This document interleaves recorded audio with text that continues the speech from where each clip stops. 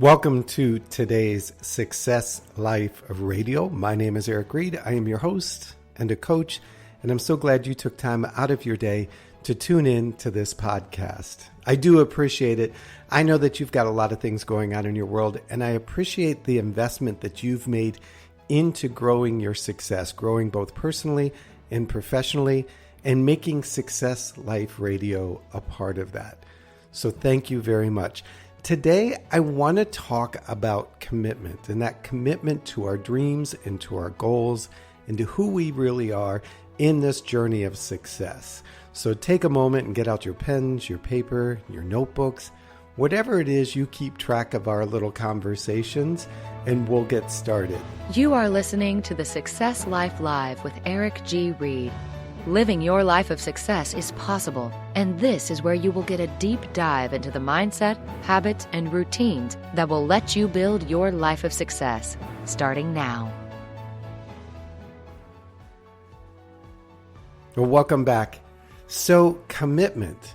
This word has been around forever, but in the last, I'd say month or so, it seems to be showing up more and more with my coaching clients and in my consulting. And what I've seen sort of throughout my career as a coach is that there are really four types of people. There are the cynical, and then the complacent, and then sort of the conceited and the committed. Yeah, we went with 4 C's. Why? Because it's easy, and it's also easier to remember. So let's break them apart, and then let's talk about how this looks in the, quote, real world, because that's where you and I live day to day in the real world. So this cynical, we've all met that person, maybe you're one of them or a recovering cynical person, where in their business, in their life, in whatever adventure they begin to move towards, they're always like, it's not going to work. Never going to work, never going to work. I've seen it, I've done it, I've tried it. It's not going to work. I gave it a shot once and it's not going to work. I don't see why you guys are trying. You might as well give up, throw it away, toss it to the trash. You just don't know what you're doing. It's not going to work. They're the ones that before it even opens the box, they're already talking about how it's not going to happen. They're the ones that in writing the goal or the vision or the plan for the team, they're already saying, I don't know why we're even bothering to do this. It never works. We've tried this before. They are that damp, wet blanket on any kind of growth. The second person is that complacent person, the one that it's fine. Why should we change it? Everything is going along smoothly. We don't need to grow. We don't need to change. The status quo is good enough. Why should we really try to push the boundaries? We're doing okay. Let's not rock the boat. You know, if we start to make changes, people might not like it.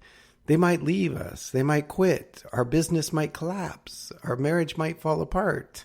These conversations might get too honest. And so let's just settle down, everybody. Let's stay where we're at.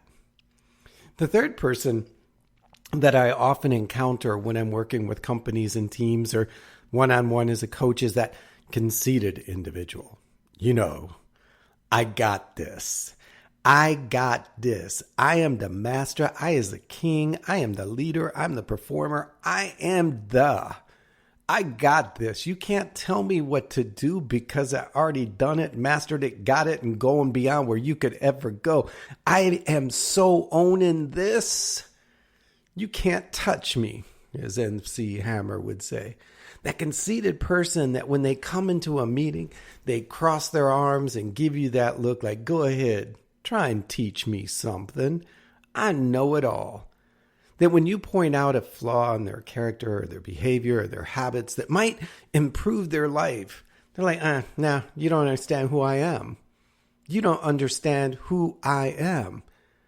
That conceited person gets so stuck where they're at because they're afraid to admit there might be room for growth. Now, as you might guess, the fourth person is the person that I just connect with. I love. I just hug up all on, and I am part of their day. It is that committed person. That person that's committed to their values, to their dreams, to their vision, to their growth, to feedback, whatever it is. They're like, I am all in to change and growth, and whatever avenue it takes, I am on board. Step back, watch me go. That commitment that doesn't require courage, but that simply says, you know what? I said I'm going to do this. I'm going to do it. No matter how difficult, how long, how hard the journey is, I'm committed. I'm committed to growing my life, my family, my finances, my business, my faith, my community. I'm committed to building a school in a far-off country that I'm never going to see, and I won't rest until it's done. Those people that come into the office and say, I am committed to continually improving the quality of our office, the quality of our team, the quality of service we provide for our clients. I don't look at the profit chart as a way of sitting down and stopping. I look at it as a benchmark to how far we've come in our commitment to grow. Those people that are committed have unlocked the secret to success. So often as a coach, I'll get the question, whether it's from a client or when I'm speaking or on a panel, and they'll say, so what is the one secret to success? And I can't say there's one single secret, one magic pill, one pop it in and start doing it today and everything will be great. But what I will say is one of the ingredients, one of the core ingredients to success is your level of commitment. Now, commitment just doesn't happen.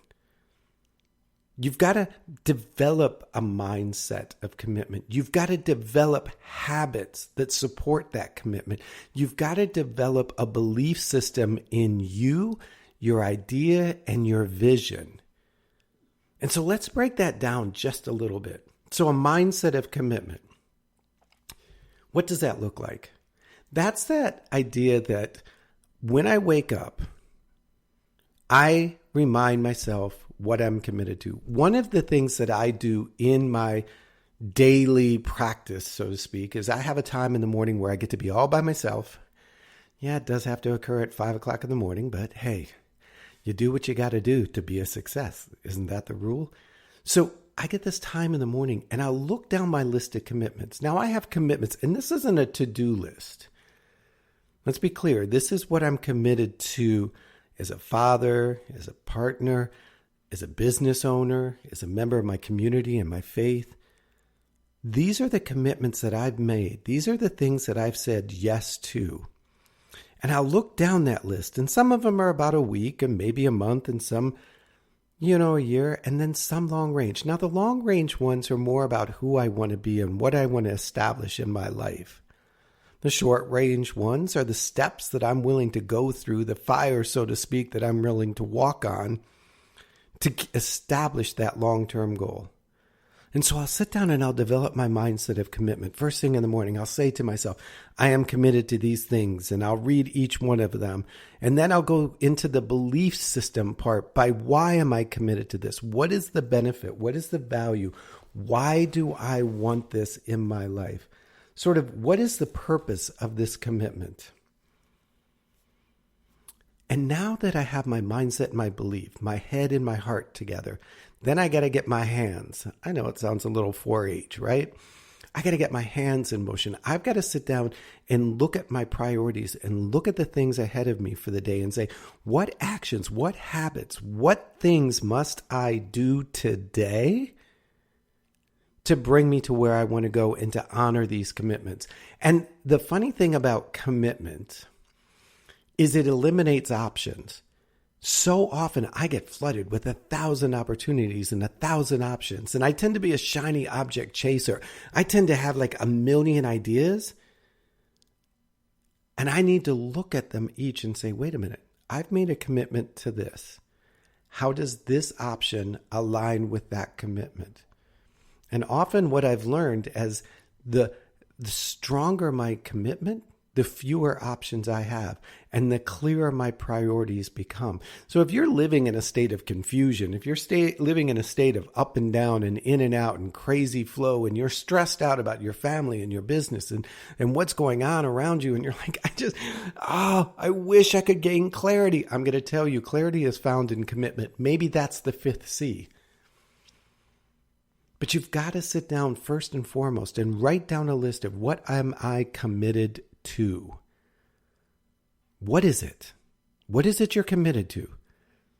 Maybe pick 5 or 6 areas and ask yourself, what is my commitment? Or what was my commitment that maybe I need to recommit to? I often think in the sense of, what is my commitment to my family? What is my commitment to my faith? What is my commitment to my finances? What is my commitment to my business, or the thing that I do during the day that brings me joy, my passion and my purpose?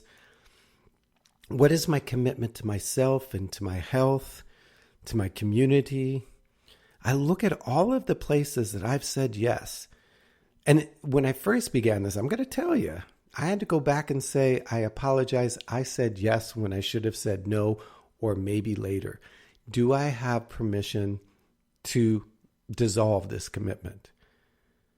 And then there are other areas that I look and I said, yeah, I made that commitment, but I've done absolutely nothing to honor it. I've done nothing to move it forward.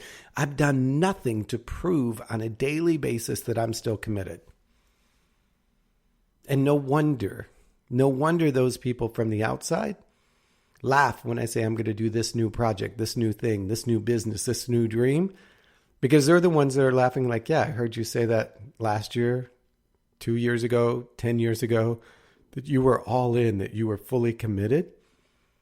And then, yeah, show me how that worked out for you. So I'm going to challenge you today. I'm going to ask you to sit down, write out a list of the things you're committed to, and really study it and ask yourself, am I still committed to this? And if not, do I need to dissolve that commitment with another person or another entity? And then if I take that off my plate, why? And before I put something on, what is the purpose of this commitment? What is my mindset? What is my belief? What are my actions around it? Because the world is filled with cynical, complacent, conceited people. Some of them will achieve success for a moment, but none of them will live a life of success without making that commitment. And part of making a commitment often requires that we shift our mindset. We sort of do a binge, purge, detox of our mind. And so to help you with that, I've included sort of a 7-day mindset course. It's in the feed here. If you don't see it, just email me directly at Eric@EricGReed and say, I'm asking about the flash sale on the 7-day mindset. Yeah, it's a flash sale. I'm giving away the course for 7 days because I want you to make a commitment to your actions, to your change. And if I left it open forever and ever, what would you do? Nothing. You wouldn't make the commitment because you're like me. You think you've got all the time in the world. But if you know you've only got these 7 days to take up the mindset challenge, then maybe you'll make a commitment to that. And that will be the commitment to your personal and professional growth. All right, so check it out. It's there for you, or go over to Success Life U, all one word. And the U is like the letter, not the Y-O-U. So successlifeu.com. Look for the 7-day mindset course. Just subscribe. That's all there is to it. That's it. It's free. Don't worry. Also, remember that we meet weekday mornings at 8 a.m. Eastern or thereabouts on Facebook to do a little bit of a coaching session, a little bit of a Q&A session, a little bit of a Fun Friend Friday where a guest joins me and we talk about a topic each and every weekday. And if you haven't subscribed to the newsletter, I encourage you to do so. Just go to ericgreed.com/subscribe. Or when you sign up for the 7-day mindset class, you'll be asked if you want to subscribe, and there will be a link for you to do that as well. So I appreciate you taking time out. I appreciate you committing to your success, both personally and professionally. If I can help you in any way along that journey, please reach out. Let me know. I'd love to be a part of it. Bye-bye.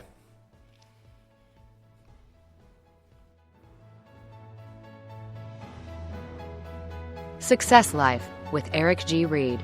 Learn to live your life with success.